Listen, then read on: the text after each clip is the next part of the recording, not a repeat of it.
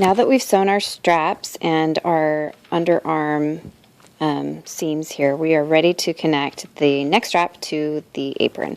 Now this part's important. I want you to put your apron with the seam sides down on your table surface. So the right sides should be showing. So this, you can see that the folded part is down on the side that is facing the table.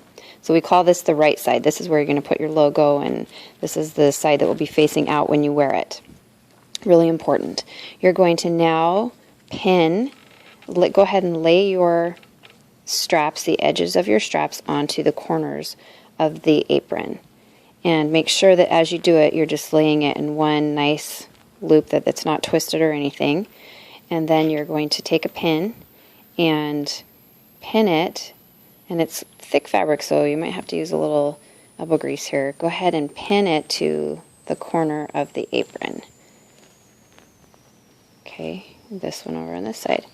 Pin that to the corners. Now what we're going to do is we're going to take this to the sewing machine and we're going to baste it across. Basting stitch, remember, is the longest stitch length, and we're going to go ahead and baste these in place so that we can take our pins out. Now we're ready to baste this in place. So once I get it over to my sewing machine, I can go ahead and put it, I'm going to align it up with the width of my, or the edge of my presser foot. Go ahead and put my presser foot down. Now my presser foot is holding those fabrics together so I can take my pins out. We never want to sew over our pins. So if we do have pins in place as we're sewing, we can get about this close, and we want to stop our sewing and take our pins out. We never want to sew over our pins. So now we're going to go ahead, I've got my machine set to the longest stitch length, so that's a basting stitch, and we're just going to baste this in place. And what this does is it just holds it in place without pins, so that our next step we don't have bulky pins in the way. So I've just gone over that part.